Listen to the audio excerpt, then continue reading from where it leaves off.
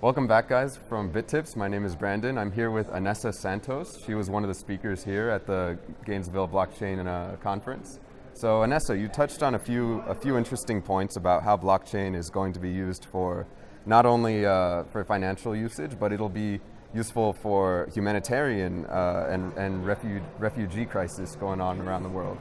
So, could you elaborate a little bit about that and how blockchain may affect refugees coming into different countries? Yeah, absolutely, and I'm so glad you asked. This is a topic about which I am incredibly passionate because, as we spoke a little bit about earlier, we sort of kind of have this pervasive attitude in America that we ought to be able to bootstrap things, right? So we don't have a lot of money, if we don't have a lot of resources, well, just bootstrap it, and somehow we are able to make things appear out of thin air. But in many other places of the world, it just doesn't work that way. There's no scraping, there's no pulling things together. The UN High Commissioner for Refugees has estimated that there are about 68.5 million people that are displaced worldwide. Wow. 40 million people are displaced internally to their country due to all kinds of conflict and then continuing, there's another 20 million or so that are, refugees, and then of that, about 3 million that are applying for asylum status. Right. This is an issue that is happening all over the world, and also something that we need to take a look at right here in the US, because when I was studying blockchain at Oxford, as part of our project, group project that we had to do for the course, we took a look at refugee identity. And in America, we often take it for granted, but we are given an identity at birth. And we don't really think about what that means and how that makes us socioeconomically advantaged. But with that identity, we can get a library card. Yes. We can get a bus pass. We can open a bank account. With that bank account, we get a debit card or maybe even a credit card at some point. We get driver's license, we go to school, we can get medical care, we can get insurance, we can go to a bar and get a drink. Yes. Right? Those are all the things that you cannot do if you do not have a government issued ID. Well, this is especially pertinent to those people all over the world that are displaced, because when they leave home, they often don't think about it beforehand. They're usually leaving or fleeing in a state of terror, and they leave everything behind, including their identifications. Absolutely. So this is something that we addressed as an international community back in 1951 after the close of World War II. So we got together under the United Nations and we passed what's called the 1951 it's the 1980 Refugee Act in the United States, but it's the 1951 Convention on the Refugees, the 1967 Protocol, and then of course in 1980 we passed the Refugee Act here, which sort of federalized what we had agreed to internationally. So when we're talking about this caravan of migrants that are approaching our border through Mexico right now, one of the reasons why we're hearing in the news that they're encouraging these folks to apply for asylum status and to stop off at one of these, camps that have been set up and supported by the Mexican government, and the United Nations are in support, and we're encouraging them to apply for asylum status, is because if you are granted asylum pursuant to the 1980 Refugee Act, the 1967 Protocol, the 1951 Refugee Convention, then you are going to be given a government-issued ID that has to be recognized internationally. And this is step one towards giving people an opportunity to gain access to all of these economic advantages that we enjoy. Well, in Jordan, they're suffering with an issue of a Syrian refugee crisis. And so the way that they had dealt with it in the past is that they were issuing just regular paper identifications, handing out money, cash, for the refugees to be able to go to local participating supermarkets and whatnot, and to be able to live and to survive. But the same thing would happen to those IDs, those paper IDs that would happen, historically decades ago. They would get damaged, they would get lost, they would get stolen, they would get whatever. They could be forged, they could be, just because I have a piece of paper that says who I am doesn't mean that I am who the paper says I am. Right, and so with limited resources being available to these refugees, it was really important that we know who the refugee is, because we don't have enough to spread around. So what was really interesting is that, they eventually changed to the plastic card, same issues that you just raised. So the World Food Program got together with the United Nations, well, it's a United Nations agency, and they said, how about if we blockchain this? How about if we blockchain these people's identities and we tie it to their biometrics so that we can authenticate that this person is who they say they are, and they are guaranteed, assured an identity and the funds that they need to start their new life in their new country, or at least to take care of them until the political disruption or whatever's going on in their home country settles down and they can be returned. So it's called building blocks, what they have instituted over there. And Moni has done something similar in Finland. They have had such success with the building blocks program in Jordan. They've registered over 100,000 Syrian refugees. And all they do is when they go to these participating supermarkets, it is a retinal scan. It identifies them, pulls up their identity, it confirms who they are. They're able to purchase all of their groceries, and then they're able to leave. And it has so many great benefits beyond that. You see, blockchain, when you have transactions that are being executed and recorded on a blockchain, you don't need a bank. So the bank doesn't take its fees from the transaction. So this particular program of building blocks in Jordan has been able to realize $150,000 a month, not a year, a month. Think about the incredible application of 6 figures per month and how that can go to expand the program and to assist other refugees.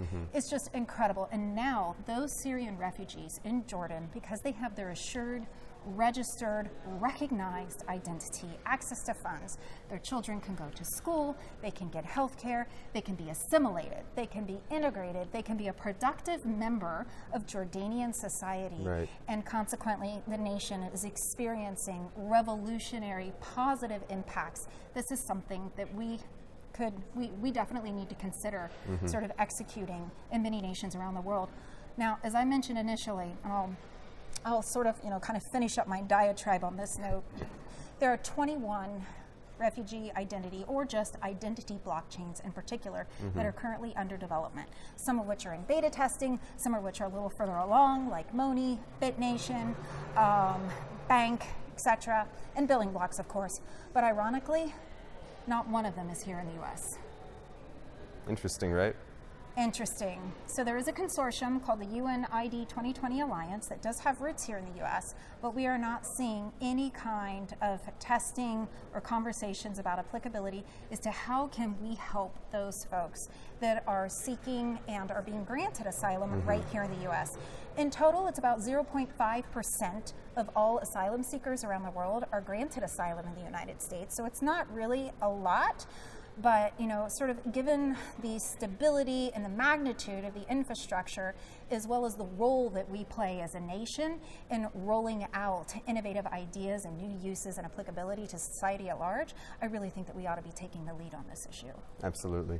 I agree completely. And to see that we have 2 caravans now from Guatemala approaching the southern United States border, and still our government has yet to comment about how can we identify these people in a rational manner that it will not only be secure and will be correct, but also won't be invasive. You mentioned it's a retinal scan. It's not like they're hitting you with a syringe. It's just an eye scan that is really a win-win situation for both the refugee, because as you mentioned, they can get the benefits of an asylum seeker, and also a benefit towards the citizens of the country that is granting asylum. If the people are identified and we know who they are, we know that they're not terrorists, we know that they're not criminals. We have a bit of an audit trail on this person now, as opposed to as it is now, where it's very disorganized. And if you've been watching the news, you see the disorder going on right now in Mexico at the Guatemalan border and just throughout the country in general. Yeah, it's really tragic. And, I'm fluent in Spanish, and my husband is from Peru. So he is an immigrant. All of his families are immigrants, and they were displaced by a horrific war that went on. It started in the 1980s and extended through a large part of the 1990s. And so, I really think that the overwhelming majority of the people are coming here out of desperation because, listen to me very carefully, you don't leave everything and everyone you've ever known with infants. I'm a mom. You don't do that unless you're desperate. So you're thinking about the two evils. It's the weighing of the balances. As a mother, as a woman, who I want opportunity for myself and for my kids so I can be a good mom so that they can have opportunities. And if I was in that position and I'm thinking I can stay or I can go, if they're making the choice to go, it's because they really feel like they have no other choice, that it's this or, I don't know, maybe death. Possibly Unfortunately, death. I'm ignorant as to the specificities as to what's happening in Guatemala right now, but I can respect the situation that they must be in to think that they're going to make that journey. You mentioned something really interesting. You talked about how you kind of have a record of the transactions that these people were engaging in. And this is really important, right? Because we talked a lot about this at Oxford. And one of the benefits to sort of, placing these kinds of transactions on a blockchain, like we've got a lot of data security and privacy advocates out there. I am one, right? Because I'm thinking, hey, that's my data. You're earning money off of me. Yeah. If I was an artist, then I would expect you to pay because I have a copyright over my work. But when we're talking about the benefits, sort of weighing out the benefits versus the burdens kind of analysis as to whether or not we want to utilize what some people might consider as invasive with a retinal scan, one of the benefits is that if you have this record of transactions and you're sort of giving these cards to people as a possibility, as sort of like an attenuating circumstance that you might add on to the existing infrastructure that they're building out in blockchain or in building blocks. If you record all of their transactions, you give them microfinancing opportunities to sort of be involved in their community. What you're creating is a financial record, an audit trail, just like you said, of everything that person is doing from the time that they arrive in the UN refugee camp, so that they're building a credit history, right? So we're here on campus at the University of Florida. That's a great analogy. I'm so excited to be here. And I know one of the things that you guys deal with, because I know I dealt with it when I was on the campus, is that there are all of these banks and credit companies that set up and they're like, hey, you're 18, it's time to open your first credit card. You get $300, $500, just to start establishing your credit history. Think about all of these people. They lost their identities, they lost their lives, they lost their credit history, right? And we don't think about that, but seriously, how are they going to go get a car? How are they going to sign for an apartment? I mean, my son is 23, so I had to co-sign on his first apartment. They don't have anybody to co-sign for them. How are they going to get their lives off the ground? Blockchain has so many positive applications and implications for these people starting their new life. And you know what? But for the grace of God, go all of us into a situation where our nation falls into political unrest. I'm really grateful to have this opportunity to be here and talk to you guys today and to sort of spread this message about the humanitarian applications of blockchain. Absolutely. And we appreciate having you. This was a great discussion. So again, we really feel that blockchain is going to make huge steps towards helping refugee crises, especially with Syrian refugees moving around Europe.